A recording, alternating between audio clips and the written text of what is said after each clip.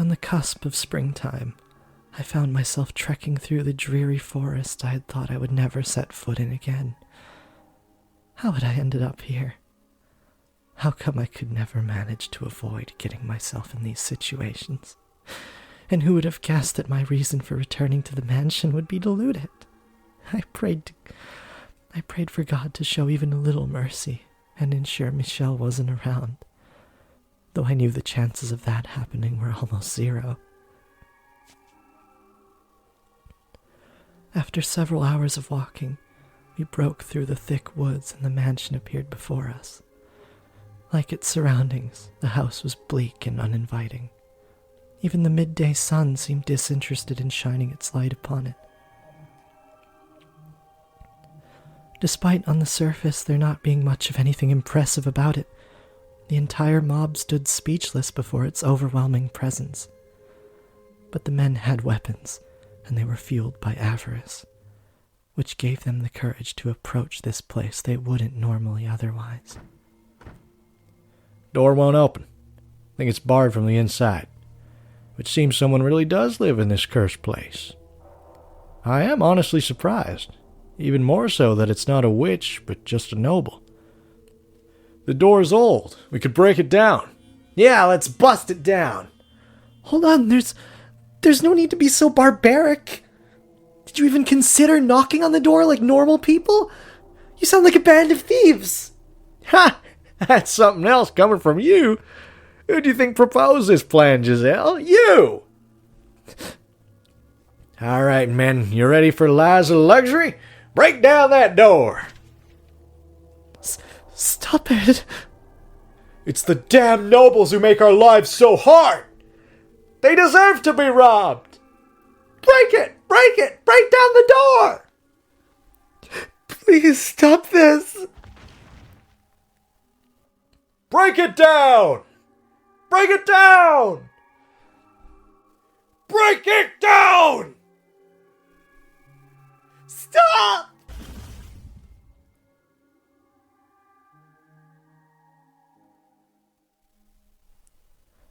All the repressed emotions detonated. They battered the door again and again and again, and in a few minutes' time it was on the verge of collapse. They shouted and cheered and hooted like madmen, as my peaceful life came crumbling down around me. Growing light-headed from the anxiety, I squeezed my eyes shut, unable to bear it any longer, when the deep groan of the door opening echoed through the forest. It would seem you are not aware whose house you're trying to break into.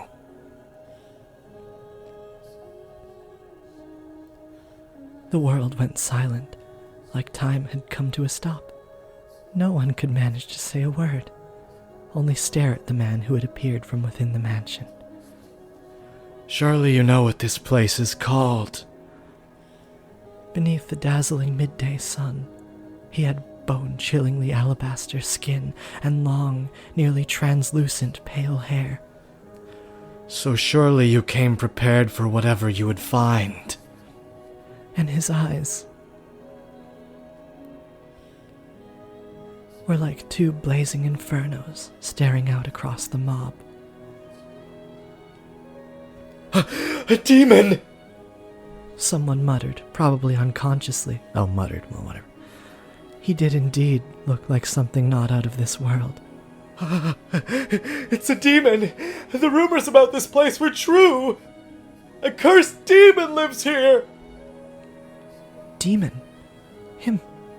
Michelle? Oh.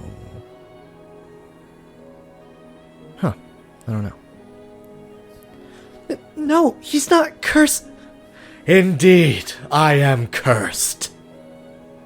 That fucking art right there, my god. The witch's curse is real. I have inherited it in its entirety, as well as her purpose. A witch, a demon, a spirit impure. Call me whatever you wish. For the truth shall not change. I carry within me an eternal curse. Behold my flesh, pale as the moon. No red blood flows within this skin as it does yours. Behold my hair, utterly devoid of color, offered up to the devil as part of our pact. Behold these crimson eyes, a symbol of the lifeblood split at my hands. I shall bring calamity upon you as the witch of legend. Never-ending famine, plague, catastrophe, suffering for generations. Until the moment of your deaths, you shall regret ever coming near this place. No, have mercy! We were just... It was that woman! She brought us here, tempted us with promises of wealth! Deceived us! Told us to pillage this house! We're innocent! Amade.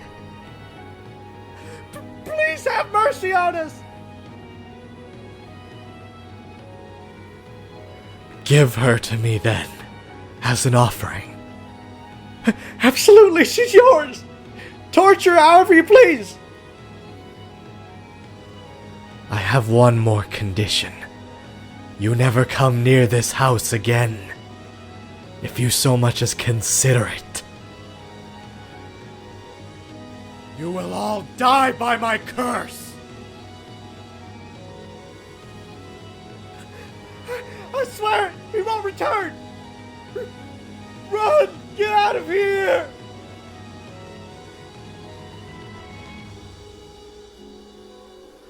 Without so much as a glance back, the villagers scrambled into the forest, and Amade, the man who had rescued me that night, went right along with them.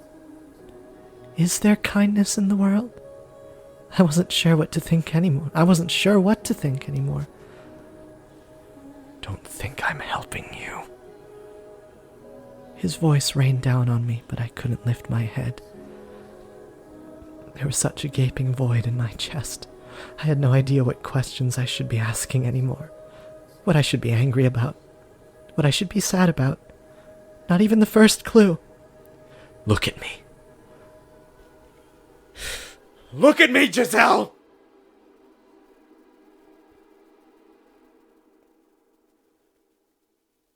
Tell me, is it true you returned to the mansion to plunder it? That you brought those men here to rob me of my valuables? Answer me, Giselle! Yes, it's true. I persuaded them to steal from you. Are you really so desperate for money that you would resort to looting? Just how low will you go? Not only did you seduce my father, not only did you go digging around for information about me, you brought a mob to this house! And they were armed, too! Were you trying to get me killed? Answer me, Giselle! Not even going to defend yourself? Your scheme failed, so you're retreating into silence? For God's sake, you sicken me. I'm done with you. I'm done. Leave this place, and never show your face here again. As he shouted at me, and I stared into his fiery red eyes, a somewhat inappropriate thought crossed my mind. So he can't get emotional like everyone else. And my heart, stripped raw and cast out into sea, finally sunk deep enough to be crushed by the pressure. What? If you want me gone, Then kill me! You can do that, can't you? You can use your curse to kill me, can't you? Then do it! Right here, use your power, take my life! And if you don't want to do that, stab me with your knife! Kill me! Kill me! Kill me! What? I'm done! I can't take it! I'm through with this whole world! No one will believe anything I say! No one cares one bit about how I feel! They just walk all over me laughing! Why? Tell me why! Why is this happening to me? I never stole anything! What are you talking about? I tried my best to be happy. I thought everything would work out if I could just keep smiling. I believed that would make things better. But nothing ever got better. What did I ever do? Tell me, what did I do? But you... All I ever did was believe. Tried my best to survive, to always wear a smile. But if everything's gonna be my fault and I have to deal with it for the rest of my life, then I'm done. I don't want to live anymore. I don't want to live in this world anymore. Calm down, please. I don't follow what you're saying. My understanding is that you desired money, so you brought that mob. And before that, you used my father. You wouldn't believe me if I told you the real story. You'll take your family's word over mine. You didn't have any idea what I went through there. How hard it was just to keep myself together. What? I never wanted riches. All I wanted was a decent enough wage to allow my family to live comfortably. That's all I wanted. But that man, he used my family against me. Oh shit, sorry. He made me.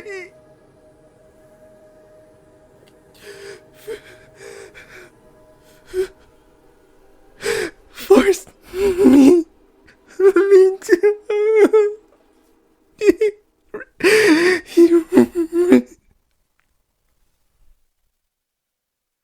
raped me!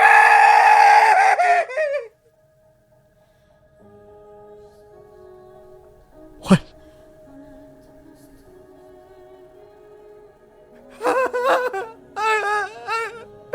Again and again. No matter how much I resisted, he wouldn't stop. He wouldn't stop again and again. Threatened me, beat me, cut me with the knife, over and over and over again. What? My father raped you. No one would believe me. Did nothing wrong. You don't believe me either, do you? So I'm done. I don't want this body anymore. I don't want to live like this anymore. I can't take it anymore. Help me, please. Set me free. Kill me. Kill me already. Use your curse and kill me. Kill me. Ah! Give me a moment. I I need time to process this. You can do it, can't you? Then kill me already! Kill me now! Kill me! Damn it! Give me time so we can talk this through. I want to hear everything from the beginning.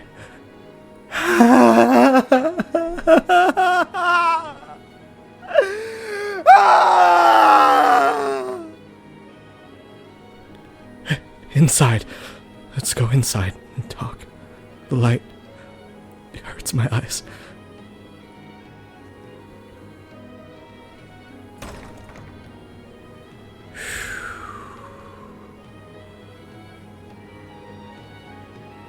That was the door. Oh.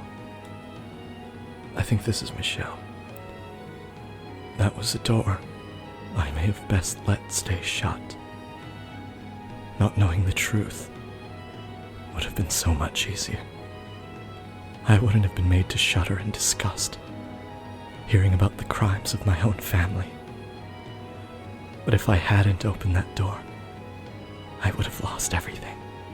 That day, after far too long, I finally let myself see the person in Giselle.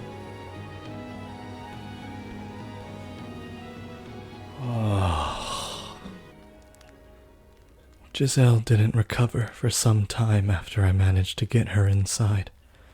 Unsure what else I could do for her, I had her sit before the fireplace and waited in silence as she sobbed. I had no idea what one was supposed to say to someone who was crying. Was it normal to offer them a warm drink? I didn't know. I did know I needed to reflect on the things she had said outside and try to make sense of them, and from there, calm myself down and prepare for the conversation we were to have, as unpleasant as I was sure it would be. A considerable amount of time later, Giselle's sobbing drew to a stop, an oppressive silence stepping in to take its place.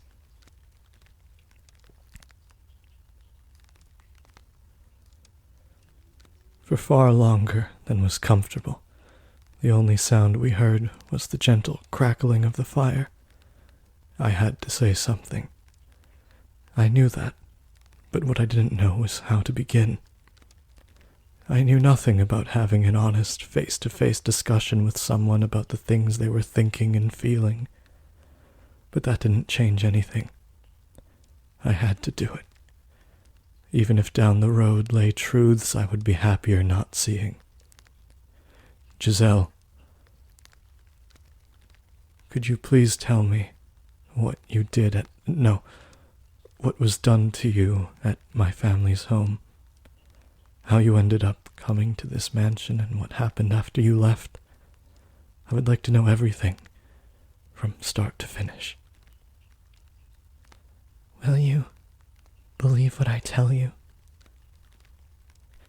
You never so much as gave me the time of day before.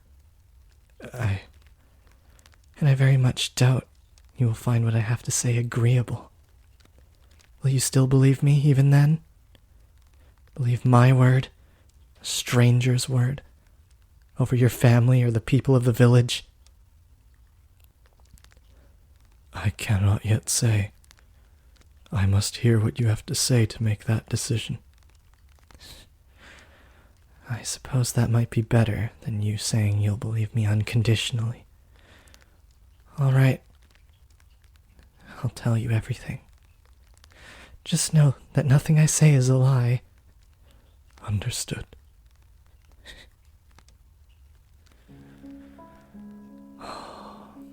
Not sure if we've heard this track yet. It's been a while for me, but A+ track. Giselle methodically recounted her tale for me. She told me of how she accepted an offer from the Bollingers to work as an abigail to earn money for her family, of how my father, Antonin, had other plans for her, of the things he did to her, She spoke dryly, simply putting words to each event, one after the other. I had already seen how she felt deep down, though. Had heard her pain screams, which were undoubtedly genuine. I didn't think she was trying to deceive me. That was the sound of old wounds being torn open, and even I could see that. Or perhaps my own experiences were what allowed me to see it. Regardless, I had realized too late. I should have seen it sooner. She described it all mechanically, to remain detached from what had happened to her, to protect herself. Of that I had no doubts. Still, the things she told me were almost unbearable, and I had a difficult time accepting them. What was I supposed to do when I learned my father was a rapist? How was I supposed to react to that revelation? What was I supposed to think about the fact that his blood flowed through me? I repulsed myself. Do you want all the details? What do you mean? Of the wounds he gave me. I still have scars from the things he did. If you don't believe me, I can show them to you. No, that won't be necessary. I see. That's a relief. I don't think I could have handled that right now. I hadn't turned down her offer for her sake. I only did it because I didn't think I could take any more. I averted my eyes to protect myself. Why had I taken my mother's word, brushing aside everything Giselle had said and done? I knew good and well my mother was no longer in her right mind. So why had I thought her letter the truth? Why had I been unable to think rationally? There were, I believe, several factors. My childhood, my past, the witch's whispers, and above all, my own character, consumed with distrust for everything. I had to face it now, to open my eyes once more, to look at everything I'd pretended away until now. I was not completely blameless for her suffering after all. Please continue, if you will. I left off at the point where the mistress discovered what was happening, I believe. I was sent to this mansion to atone for my sins. Sins that she didn't even commit. It was decided I would be sent here rather than being executed, which is what the mistress wanted. At first, I assumed it would be essentially a private prison. But in the carriage on the way here, I was given a letter. A letter? From whom? It didn't say, but your father was the one who ordered me here, so I would guess it was him. The letter was very concise, simply explaining that there was someone already there. The Bollingers' youngest child. It didn't go into any more detail than that. But it did ask me to look after you. Do you still have that letter? I don't. The coachman took it back after I was finished. Thinking back on it now, that was rather strange of him to do. It was just a harmless letter. It was anything but. What? It wasn't my father who wrote that letter. He believes me to be dead, so he would have sincerely thought he was banishing you to an empty house in a remote forest. The writer couldn't risk leaving anything that might suggest I was still alive. Then who? My brother, I believe. Either Didier or Georges, but I would guess Didier. Your brother? Why would he? I do not know. I can't imagine why he would write such a letter, or why he would want to tell you about me. I don't believe he had any ill intentions, at least. I mean, he asked me to look after you. That makes it sound like he's concerned about you. Then why doesn't he stay in contact Why does he never respond to my letters? It's a bit late to suddenly start being concerned. No, never mind that now. Please tell me the rest. All right. Giselle resumed her story from the day she fled the mansion, terrified by my behavior.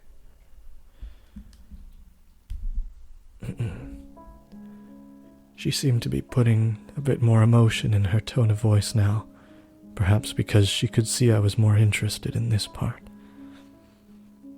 There was a deep sadness on her face as she described that night in the rain, listening to the thunder when she gave up on living. And I knew I had caused it. She then told me of the time she spent in the nearby village. How at first, life had seemed wonderful, but in time it had come crumbling down. Naturally, she wouldn't be here to tell me this if nothing had happened there. Once she was through with her tale, Giselle let out a long, heavy sigh, as though she had been holding it in for some time. I thought I could hear just a faint trembling in the air as she exhaled. That is everything. Do you believe me? If you don't, if you still think I'm deceiving you, then I won't argue with you. That's fine. If that's the case, please just kill me. Why didn't you tell me this sooner? I know I wasn't very open to anything you said, but if that day, when I found you in my room, you had told me I was mistaken, then that the sin belonged to my father, it might not have turned out like this. The knife. What? You were holding a knife. I can't handle blades anymore. Ever since what happened, they scare me to death. Just the sight of one in someone's hand. Then I start thinking they're gonna use it on me. I can't help it. I start shaking uncontrollably, growing faint of breath. The world goes white. I can't even form words. There's nothing I can do.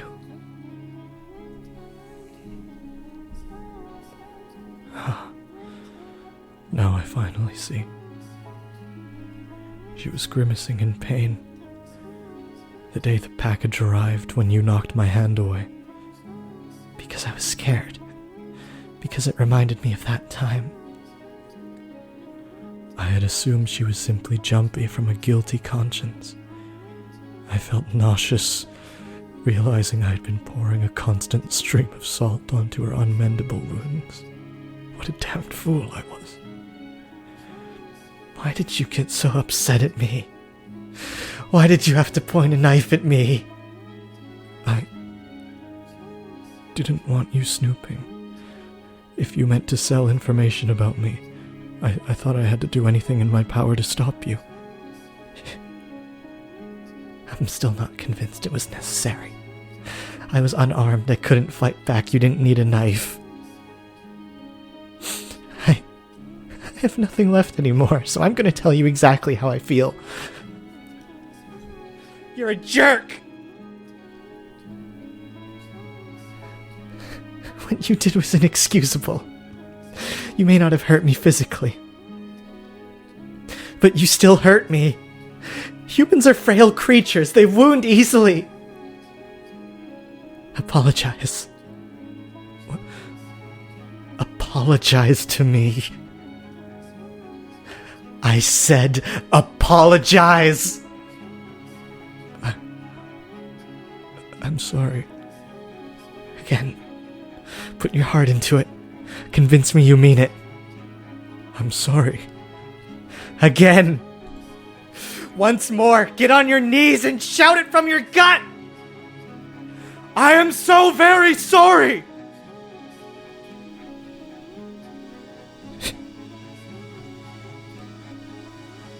Was that a laugh? Was that a laugh? I don't know. Jeez.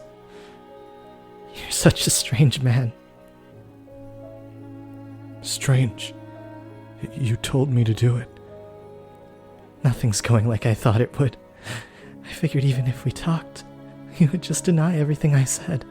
I didn't think you'd actually listen to me. But you did. You listened and you looked quite distressed by what you heard. I looked distressed. Oh yes, you sure did. I wish I had a mirror to show you. I'm sure you didn't want to believe what I said, but you didn't once accuse me of lying.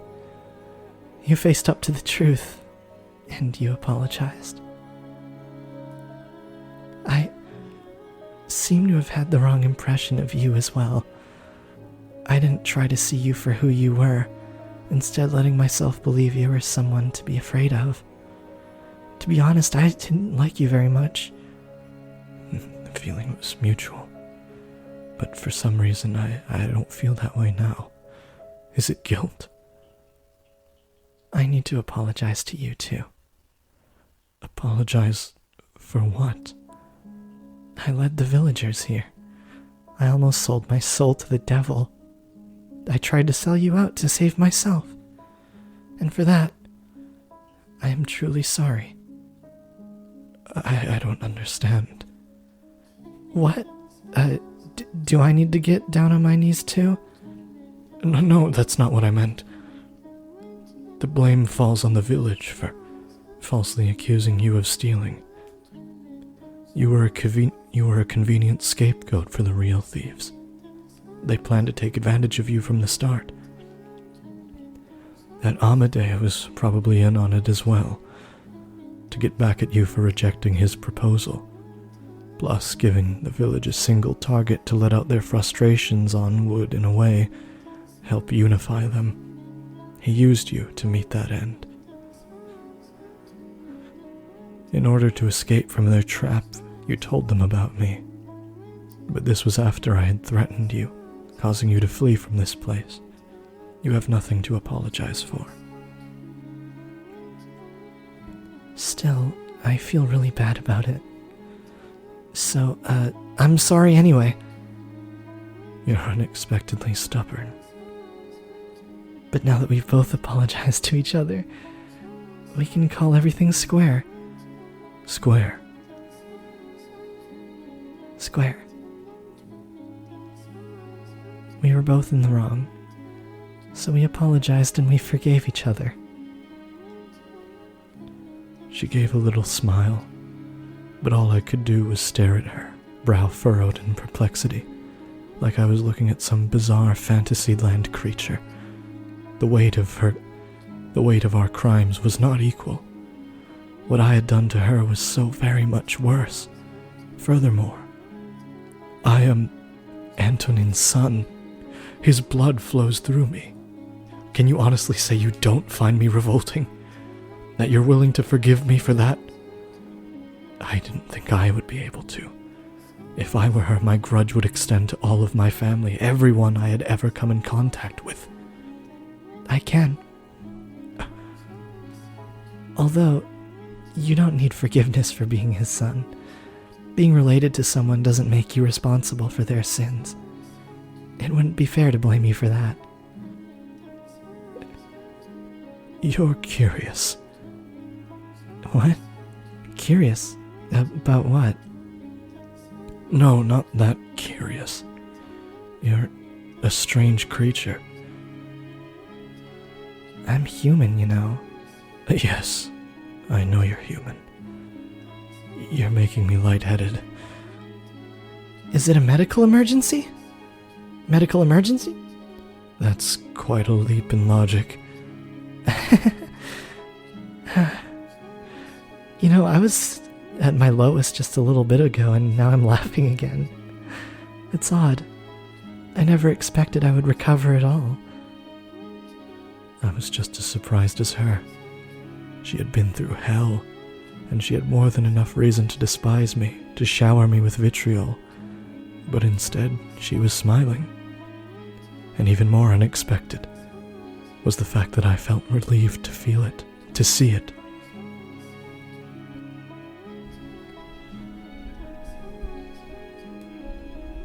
Oh my god. What characters these two are, man. I remember in my Xenoblade video, my big one, I had said Noah's probably my favorite protagonist in fiction. But I also said that I was my thinking was pretty flexible on that. And I had forgotten just how much Michelle and Giselle resonate with me, both of them equally to my core. I think they're up there. I think probably Michelle would be number 1 and Giselle number 2 if you count them both as protagonists. Well, no, if you count them both as protagonists, then they're just two-way tie at 1. Why the hell not? Fucking unbelievable. And this is just the beginning, really. Tip of the iceberg. Both radiant human beings in their own right. I really, truly wished I had gotten to know him sooner. Yes, I had fled from the mansion in fear of him, but maybe if I'd just had a little more courage, enough to tell him the truth, maybe he would have listened. I had let my initial impression of him solidify too quickly. I had convinced myself he was insensitive and perpetually expressionless, save for the Arctic stare. But the man standing before me did experience sadness, pain, distress. Or at the very least, he appeared to, from where I was standing. Sorry, just adjusting my mic. Oop. There we go. Michelle was just like me, an ordinary person. That said, there was still plenty I didn't know. I was still lacking in explanations for much of his behavior. Would you mind telling me about yourself now? I'd like to get to know you better. What are you doing here in this mansion all alone? Why do you call yourself cursed? I told you everything. It's only fair you do the same. I have no interest in using you for information or anything. I have no reason to. Or are you going to keep pushing the master and servant line? Do you still think I have no need to know? Be quiet! For the love of God, stop talking already! You always pick the worst time! What?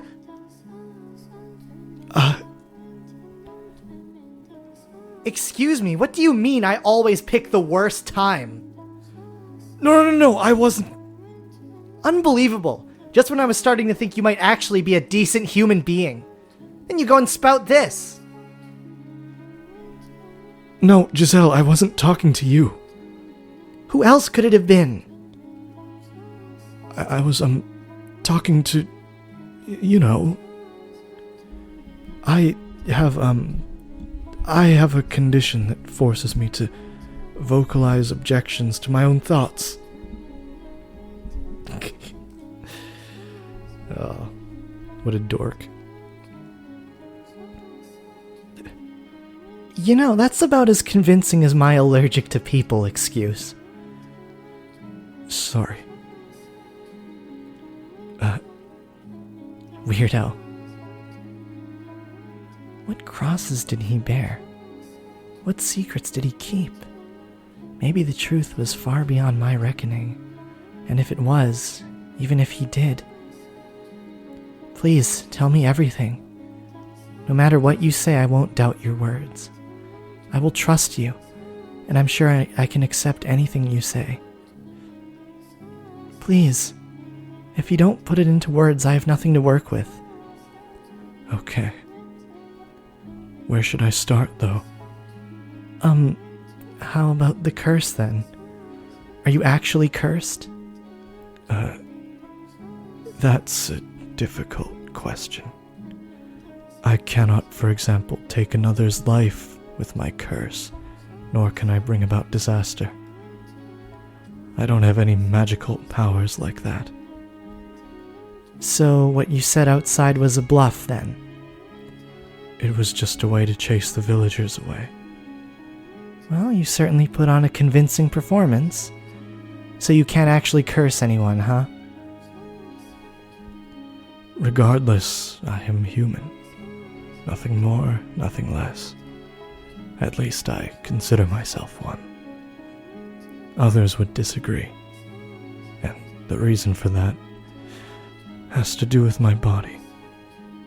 Your skin, hair, and eye color, right? Right.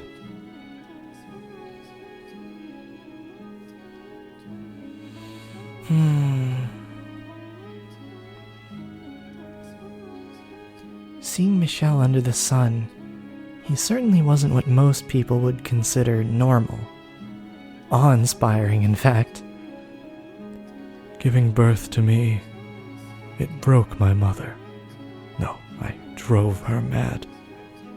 Not only do I appear inhuman, I'm oversensitive to sunlight. While a little light through the window isn't much of a problem, I can't be outside directly under the sun for more than a couple hours. When she realized I couldn't go out into the sun, my mother started thinking I was possessed by a demon. So she banished me to this mansion until my curse was broken. That was 10 years ago.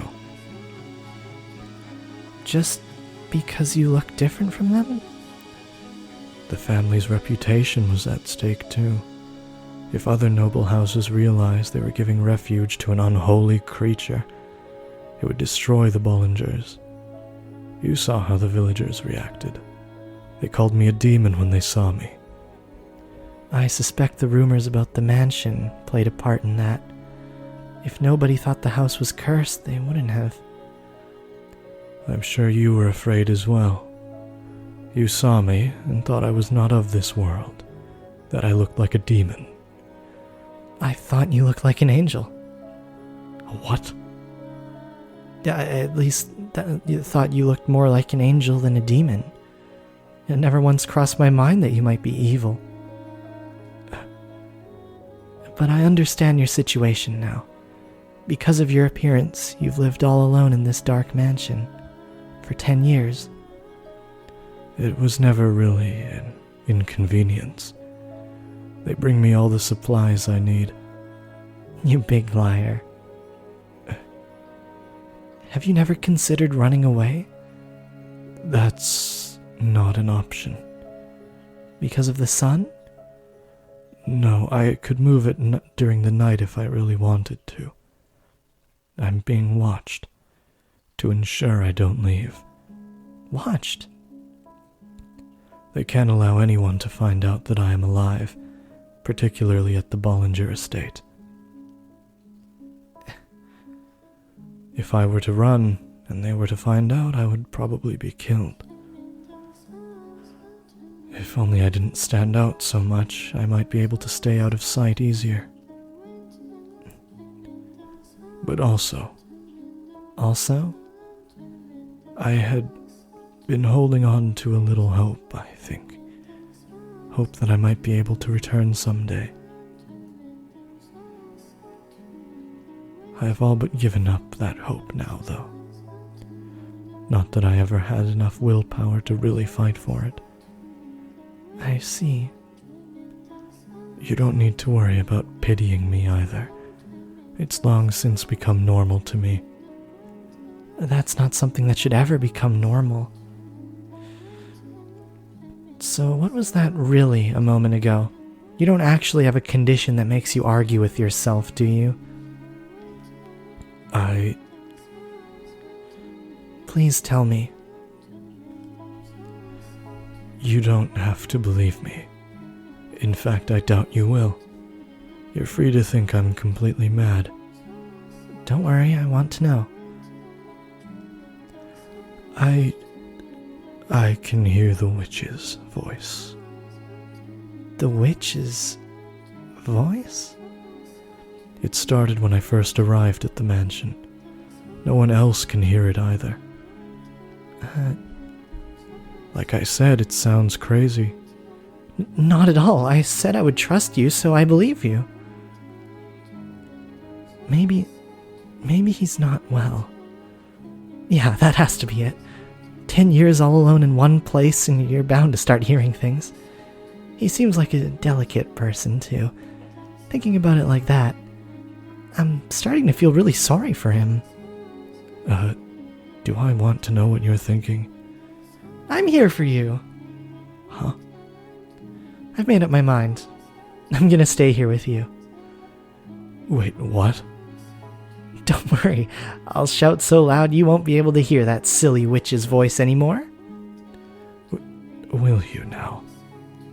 If you hear it again, let me know. Understood? You don't have to be afraid. I never said I was. Whenever you hear it, I'll be there with you, holding your hand. Well, we kind of took the extremely long route. But there you have it. It's a pleasure to make your acquaintance, Master. Master? Now, where should we begin? I know, supper. Are you hungry? What should I make? Slow down, please. What is it? If there's something you'd like, I'm happy to accommodate. You actually intend to stay here? Again? After what happened last time? Because of what happened. Because of that, we're finally able to see past each other's surface. I want us to try again, from the beginning. And this time, actually, try to be considerate of one another's feelings. That's a promise, Master. All right. I can stay here, right? I don't mind. I'm glad to hear it.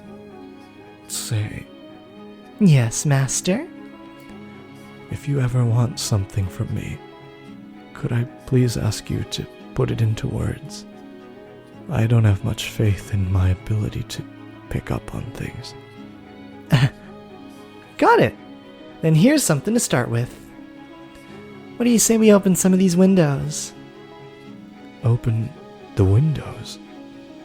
Yeah, we don't have to if you think it will cause problems, but it would be nice to get a little light in here. I'd like to put an end to this house being a dark, closed-off cave. I wasn't the one who barred the windows. You weren't? They were like that when I arrived. Made it seem like a very appropriate place to lock me away. While I am sensitive to light, yes, as I mentioned, a little sun through the windows shouldn't cause any problems. All right then, can I ask you to help me open them? Let's both lighten this place up.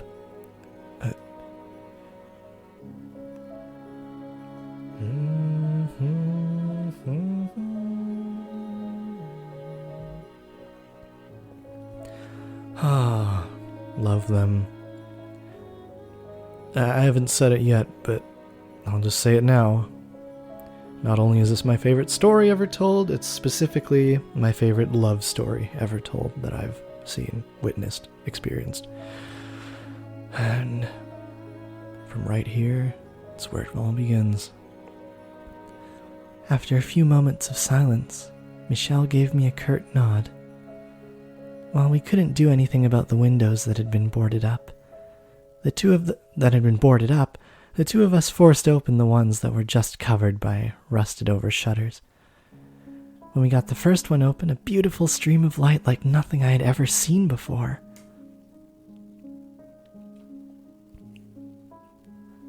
Flooded into the dark mansion's halls. I had assumed that spring would never come. All we had to do was talk to each other, listen to each other, and everything else would fall into place. But it was that first step that was so hard, so much harder than either of us had expected. And now that the ice was melting, we had to treasure that. It might not have seemed like much to someone else, but to us, it was a huge accomplishment. Also, that was probably technically a spoiler that I just called this a love story, but I mean, come on. You can feel it in the air, can't you? You can feel it deep in your core. If you're any kind of emotionally intelligent person whatsoever with any cursory knowledge of storytelling, you know. This time, it'll all work out. It has to. I had all the confidence in the world when we were together. But now that I'm alone, in the dark, in the absolute silence of the night, I'm starting to get anxious again. Starting to feel like something bad is going to happen. Like I'm going to mess something up again. We took a big step today, and I know I have to keep it together to keep thinking positive. The goods you're after, Giselle, are not cheap. Understand. Thus saith the Lord of hosts, the woman hath committed 3 sins. She has lied, she has stolen, and she has betrayed her fellow man. It's all right. It's okay. There's nothing to be afraid of, Giselle. Whatever happens, you have to hold fast to your faith in the goodness of others. You have no reason to tremble. What a fucking inspiring character, man. Just goes to show that no matter what hell you're put through, there's always hope. If not in your immediate surroundings, if not obvious, palpable, it certainly can exist within your spirit. Yes, come in. That's odd. I don't think I was hearing things. There's no one there. What was that about? Oh? A glass. It's wine, and it's so warm.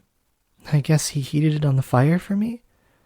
Dude, I don't like regular wine. I think it's bad enough, but warmed wine is like... It tastes like I'm fucking lapping up someone's internal organs ground up, you know? Not good, in my opinion. Oh, you. You could have at least said hi.